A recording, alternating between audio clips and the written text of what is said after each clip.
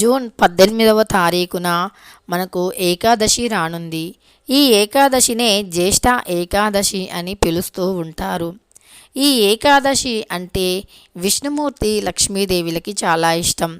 మరి ఈ ఏకాదశిని జ్యేష్ఠ ఏకాదశి అని ఎందుకు అంటారు అంటే, జ్యేష్ఠమాసంలో వచ్చిన ఏకాదశి కాబట్టి దీనిని జ్యేష్ఠ ఏకాదశి అని పిలుస్తూ ఉంటారు.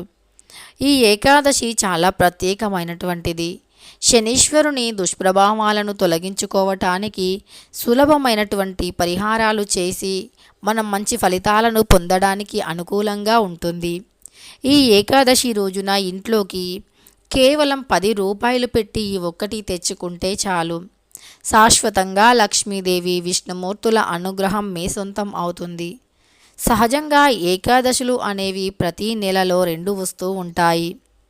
అంటే అధిక మాసం వచ్చినప్పుడు ఇంకో 2 ఏకాదశులు ఎక్కువగా వస్తూ ఉంటాయి. మొత్తం సంవత్సరానికి మాసం వచ్చినప్పుడు 26 ఏకాదశులు వస్తూ ఉంటాయి. సంవత్సరానికి 24 ఏకాదశులు, అధిక మాసం వచ్చినప్పుడు 26 ఏకాదశులు.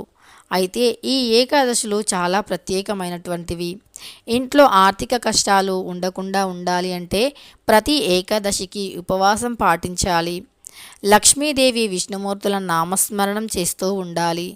ఏకాదశి రోజుల్లో శంకుశబ్దం చేస్తూ ఉండాలి. ఏకాదశి రోజున శుభ్రమైన ఉతికిన పసుపు రంగు, ఎరుపు రంగు, ఆకుపచ్చ రంగులో ఉండే దుస్తులను ధరించాలి.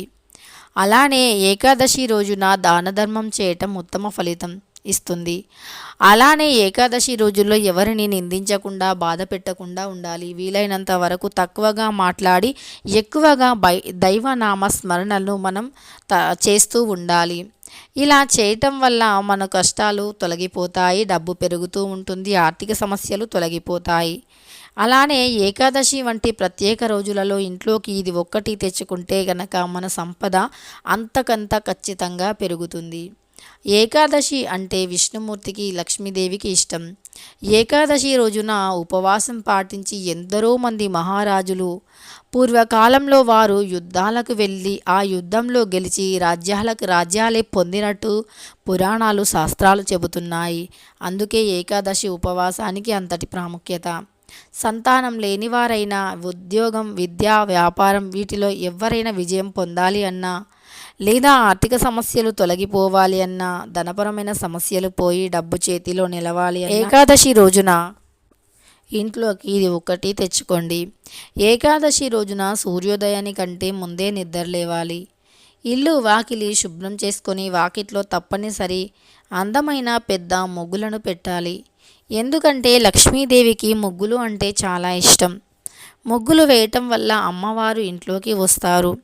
కాబట్టి ముగ్గులను తప్పనిసరి పెట్టి సూర్యోదయానికంటే ముందే స్నానం ఆచరించి తరువాత శుభ్రమైన దుస్తులను ధరించి పూజ గదిని శుభ్రం చేసి పూజ గదిలో ధూపారాధనలు, నైవేద్యాలు విష్ణుమూర్తికి సమర్పించి తులసి మాలను తప్పకుండా విష్ణుమూర్తికి సమర్పించి పానకం, వడపప్పు, చలిమిడి వంటి వాటిని నివేదించాలి.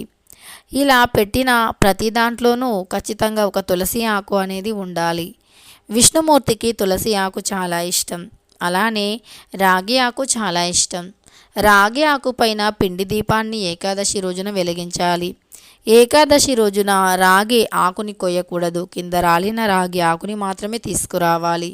ఇక ఈ విధంగా పూజ పూర్తయ్యాక వీలైనంత మంచి నిర్మలమైన మనస్సుతో భక్తిగా స్వామివారిని వేడుకోవాలి.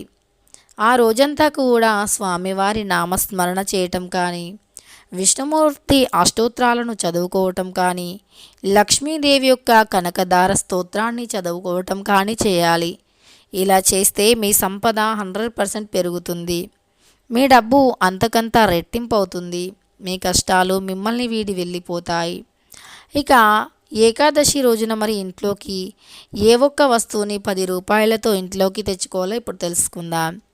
ఎన్నో రకాల శుభప్రదమైన వస్తువులు ఉంటూనే ఉంటాయి. దైవాంగిక వస్తువులలో విష్ణుమూర్తికి ఇష్టమైనటువంటి వస్తువులలో ముఖ్యంగా కర్పూరం. పచ్చ కర్పూరం విష్ణుమూర్తికి మహాప్రీతికరం. ఎవరైతే ఏకాదశి రోజున కొద్దిగైనా సరే కనీసం 5 రూపాయల పచ్చ కర్పూరమైనా సరే ఇంట్లోకి తెచ్చుకోవాలి. ఈ కర్పూరం విష్ణుమూర్తికి మహాప్రీతికరం. ఈ కర్పూరాన్ని తెచ్చి ఇంట్లో పెట్టుకుంటే విష్ణుమూర్తి తప్పకుండా అనుగ్రహిస్తారు. కర్పూర హారతిని కనీసం ఏకాదశి రోజుల్లోనైనా స్వామివారికి సమర్పించాలి. శ్రీ మహాలక్ష్మికి అలానే విష్ణుమూర్తికి ఇద్దరికీ ఈ కర్పూరం అంటే చాలా ఇష్టం. కాబట్టి ఏకాదశి రోజున కర్పూరాన్ని ఇంట్లోకి తెచ్చుకోవాలి. లేదా చిటికెడు పసుపు కుంకుమ లేదా గాజులు అంటే చిట్టి చిట్టి గాజులు ఉంటాయి. లక్ష్మీదేవికి ఆ గాజులు చాలా ఇష్టం. అలా చిట్టి గాజులు ఆకుపచ్చ రంగులో కానీ ఎరుపు రంగులో ఉండే గాజులు కానీ తెచ్చి ఇంట్లో పూజ గదిలో పెట్టి పూజించి వాటిని లక్ష్మీదేవి పక్కన ఎప్పుడు పెట్టాలి. అలానే ఏకాదశి రోజుల్లో మనం విష్ణుమూర్తికి ఇష్టమైనటువంటి కర్పూరంతో పాటు లక్ష్మీదేవికి ఇష్టమైన రాళ్ళ ఉప్పుని కూడా ఇంట్లోకి తెచ్చుకోవాలి. రాళ్ళ ఉప్పు కూడా చాలా శక్తివంతమైనటువంటిది. లక్ష్మీదేవికి చాలా ఇష్టం. ధనాన్ని కూడా పెంచుతుంది. ధనాన్ని ఆకర్షించే గుణం కలిగి ఉంటుంది రాళ్ళ ఉప్పు. ఇంట్లో ఉండే నెగటివిటీని, దృష్టి దోషాలను తొలగించటంలో చాలా ముందుంటుంది రాళ్ళ ఉప్పు. మన ఇంట్లోకి ఎలాంటి చెడు శక్తిని రాకుండా చూస్తుంది. తక్షణం ఫలితాన్ని ఇస్తుంది. ఒక్క క్షణాల్లోనే నెగిటివిటీని తొలగించే శక్తి ఉంటుంది ఉప్పుకి. ఉప్పు చాలా శక్తివంతమైనటువంటిది. అందులోనూ దొడ్డుప్పు మాత్రమే పూజలకి పరిహారాలకి ఉపయోగించవచ్చు. దొడ్డుప్పు ఎవరైతే అధికంగా వాడుతారో అలాంటి ఇంట్లో కష్టాలు అధికంగా ఉండవు. డబ్బు అధికంగా ఉంటుంది. గొడవలు ఉండవు, కలహాలు ఉండవు. భార్యాభర్తల మధ్య అన్యోన్యత పెరుగుతుంది. దొడ్డుప్పు చాలా శక్తిని కలిగి ఉంటుంది. కాబట్టి ఈ దొడ్డుప్పుని మనం ఏకాదశి రోజున తెచ్చుకోవాలి.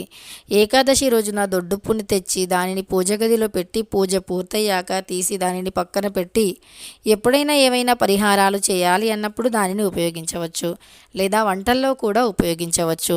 లేదా మనం దొడ్డుప్పుని అంటే అలా పూజ గదిలో పెట్టి తీసిన దొడ్డుప్పు ప్యాకెట్ని కట్ చేసి దానిని ఒక మట్టి లేదా గాజు పాత్రలో పోసి అందులో ఒక 5 రూపాయలు కానీ లేదా 11 రూపాయలు కానీ పెట్టి పక్కన పెట్టాలి.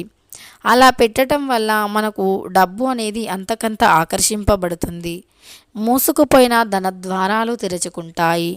ధనపరమైన సమస్యలు ఖచ్చితంగా తొలగిపోతాయి. ఈ విధంగా ఏకాదశి రోజున కేవలం 10 లేదా 15 రూపాయలతో ఇంట్లోకి ఈ వస్తువులను తెచ్చుకోవటం వల్ల మీ డబ్బు అంతకంతా పెరుగుతుంది. విష్ణుమూర్తి లక్ష్మీదేవిల అనుగ్రహం తప్పక లభిస్తుంది.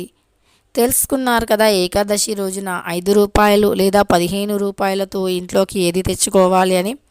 వీడియో నచ్చితే లైక్ చేయడం మర్చిపోకండి. ఇలాంటి ఎన్నో వీడియోస్ కోసం ఛానల్ని తప్పకుండా సబ్స్క్రైబ్ చేయండి.